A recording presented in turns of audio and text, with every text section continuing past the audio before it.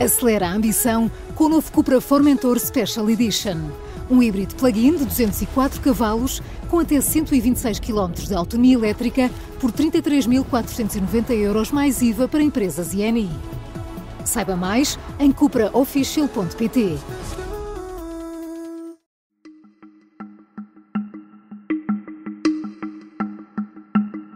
Esta é a história do dia da Rádio Observador. Conseguirá Trump trazer a paz para a Europa?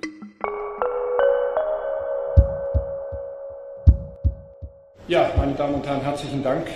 Ich heiße zum zweiten Mal innerhalb sehr kurzer Zeit den Präsidenten der Ukraine, Volodymyr Zelensky. Передусім, я хочу подякувати всім партнерам за підтримку України. І ми говорили з президентом Трампом сьогодні, президентом фон дер Ляєн, генсеком НАТО Марком Рюте, президентом Штубом. O presidente ucraniano Volodymyr Zelensky esteve em Berlim esta quarta-feira para um encontro à distância com Donald Trump, promovido pelo chanceler alemão. O objetivo? Encontrar uma voz europeia e garantir que o chefe de Estado norte-americano garante os interesses europeus e ucranianos no encontro com Vladimir Putin marcado para esta sexta-feira. É a primeira vez que um presidente norte-americano e russo se encontram desde que os russos alargaram a guerra a todo o território ucraniano. O que é que podemos esperar deste encontro? E que papel têm nesta reunião inédita o presidente ucraniano e os líderes europeus que não foram convocados? Vou conversar com a Madalena Moreira, jornalista de internacional do Observador. Eu sou a Teresa Abcacis e esta é a história do dia de quinta-feira, 14 de agosto.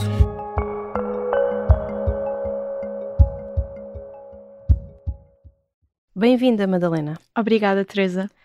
Os líderes europeus reuniram esta quarta-feira com Zelensky e também com Trump à distância para tentar encontrar uma voz única para o encontro de Trump com Putin nesta sexta-feira. Que encontros foram estes e como é que correram? Os encontros foram, como disseste, entre vários líderes europeus, neste caso a Alemanha, que foi quem convocou estas reuniões virtuais, e também os líderes do Reino Unido, França, Itália, Polónia e Finlândia, com Zelensky, Ursula von der Leyen da União Europeia e Mark Rutte da NATO. Isto foi um primeiro encontro. Depois a estes líderes juntou-se também o presidente Trump e o vice-presidente J.D. Vance, e depois ainda houve uma terceira reunião da Coligação dos Disponíveis, que é o grupo liderado pelo Reino Unido e pela França, disponível para apoiar militarmente a Ucrânia depois de um cessar-fogo. E eles foram muito unânimes, apesar de ter estas, de serem países, alguns serem organizações, serem os Estados Unidos. Foi uma avaliação muito unânime de que correu muito bem, foi muito positivo e que encontraram, como dizias, uma tal voz unida e definiram uma estratégia comum para sexta-feira. Então essa voz única existe? O que é que sabemos da posição de cada um? A voz única, pelo que disseram os líderes europeus à saída da reunião desta quarta-feira, parece que existe e é muito simples, muito concreta, muito direta ao assunto, que é a cronologia, como disse Friedrich Merz, tem que ser: primeiro chega-se a um cessar-fogo. Esta sexta-feira o objetivo é acordar um cessar-fogo com Vladimir Putin. E depois disso é preciso um encontro em que a Ucrânia esteja sentada à mesa para se definir os pequeninos detalhes de como é que vai ser a paz a longo prazo entre a Ucrânia e a Rússia. Mas isto foi o quadro geral do que concordaram esta quarta-feira. Só que também temos que saber que os diferentes países que estavam sentados à mesa podem ter o mesmo objetivo de pôr fim à guerra, mas têm motivações muito diferentes. Por exemplo, temos a Polónia e a Finlândia, que estão preocupadas com a sua própria segurança, tendo em conta a proximidade geográfica com a Rússia. E depois temos os líderes do Reino Unido, França e Alemanha, que estão a tentar liderar a Europa e a política externa europeia e, portanto, querem provar essa capacidade de liderança e este plano ser implementado é uma prova que eles são bons líderes. E depois temos ainda Giorgia Meloni, a primeira-ministra italiana, que é muito próxima de Trump e também quererá provar que pode ser um elo de ligação eficaz entre Bruxelas e Washington.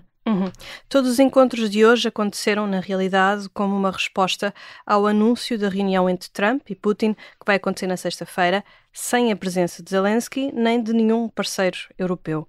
A Europa está aqui a tentar furar um encontro para o qual não foi convidada? eu não diria tanto furar, mas antes controlar os danos, porque não é de maneira nenhuma o cenário ideal, mas eles sabem que não conseguem impedir esta reunião de acontecer e, portanto, o melhor que eles podem fazer é tentar manter uma mão no volante. E foi isso que fizeram com estas reuniões de hoje, que foi tentar explicar a Donald Trump qual é a agenda da Ucrânia e dos países europeus, que é a mesma, e influenciar a agenda com que Donald Trump vai para este encontro. E aqui nas entrelinhas o que se diz é que ele não pode ser enganado por Putin, que foram palavras que Volodymyr Zelensky utilizou esta quarta-feira.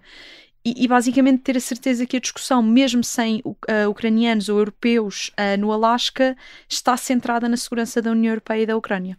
O que é que já sabemos sobre as condições em que este encontro vai decorrer? Sabemos que vai ser na sexta-feira, ainda não sabemos horas, e sabemos que é relevante ser no Alasca porque é um território norte-americano, mas que também já foi russo e foi comprado à Rússia pelos Estados Unidos e, portanto, tem um valor simbólico. Mas também tem um valor prático que é, para chegar de Moscovo ao Alasca, Vladimir Putin não terá que sobrevoar nenhum outro país onde pode ter um mandato de captura.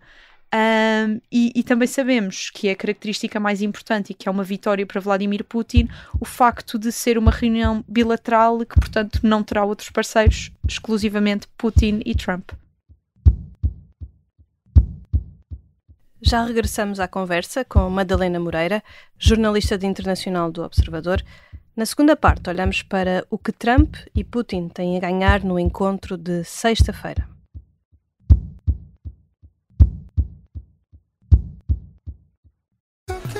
Acelera a ambição com o novo Cupra Formentor Special Edition. Um híbrido plug-in de 204 cavalos com até 126 km de autonomia elétrica por 33.490 € mais IVA para empresas INI. Saiba mais em cupraofficial.pt. Ele pensava que aquilo era um assalto normal, com umas pistolinhas normais. Nunca pensou que era um atentado daquela natureza. Esta é a história do ano em que 2 grupos terroristas internacionais atacaram em Portugal. Um comando paramilitar tomou de assalto uma embaixada em Lisboa. E uma execução sumária no Algarve abalou o Médio Oriente. Episódio 4. O primeiro andar explodiu. 1983, Portugal à queima-roupa. É uma série para ouvir em 6 episódios que faz parte dos Podcast Plus do Observador. É narrada por mim, Vitória Guerra, com banda sonora original dos Linda Martini. Os Podcast Plus do Observador têm o apoio da Kia. Estamos de regresso à conversa com Madalena Moreira, jornalista de internacional do Observador. O encontro no Alasca entre Trump e Putin, na sexta-feira, é o primeiro que junta um presidente norte-americano e o presidente russo desde que a guerra na Ucrânia se estendeu a todo o país. Exatamente.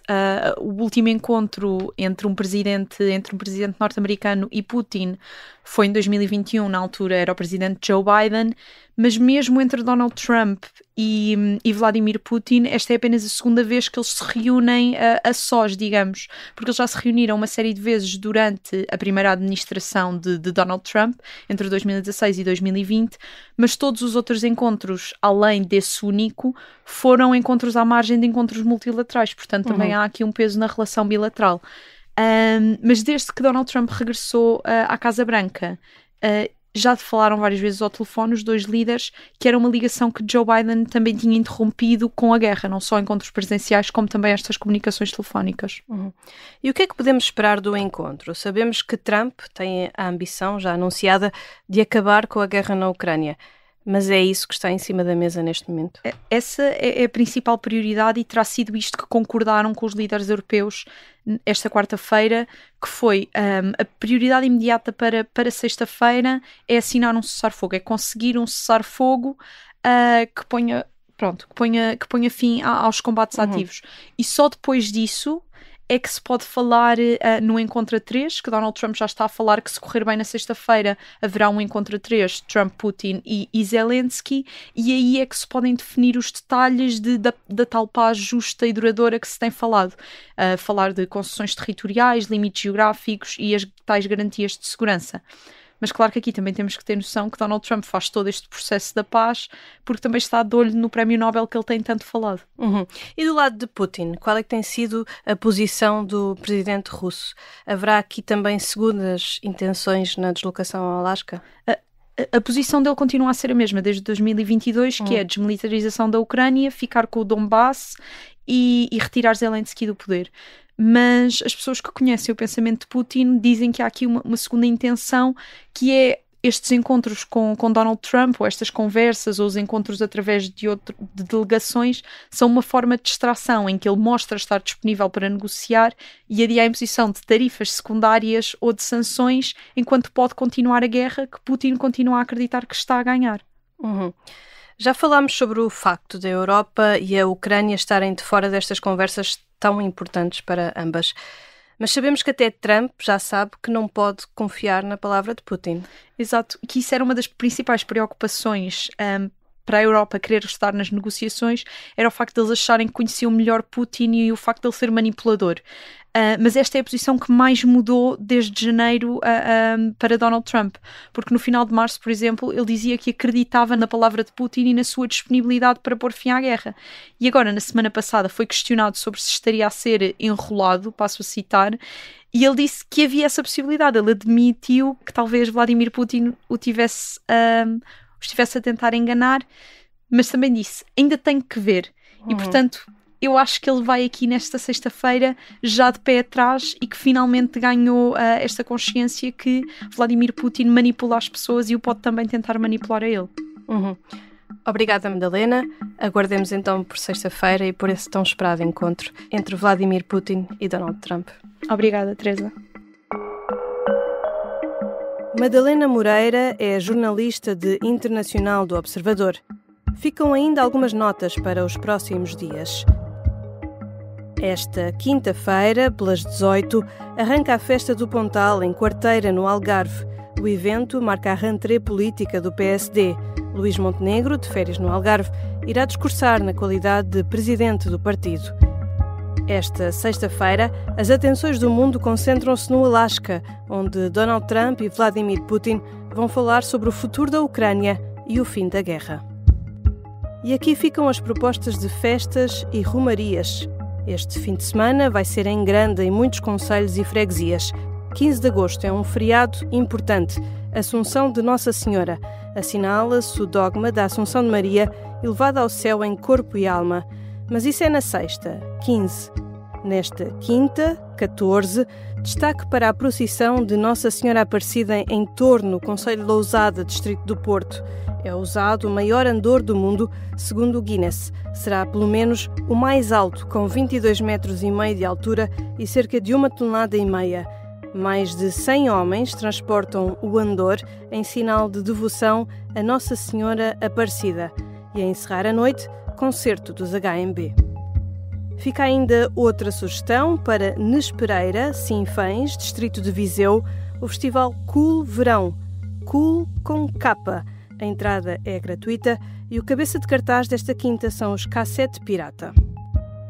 Esta foi a história do dia. A sonoplastia é do João Tição, a música do genérico é do João Ribeiro. Eu sou a Teresa Abcacis. Bom fim de semana.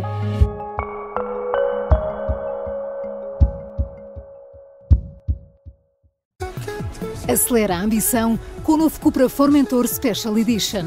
Um híbrido plug-in de 204 cavalos com até 126 km de autonomia elétrica por 33.490 € mais IVA para empresas INI. Saiba mais em cupraofficial.pt.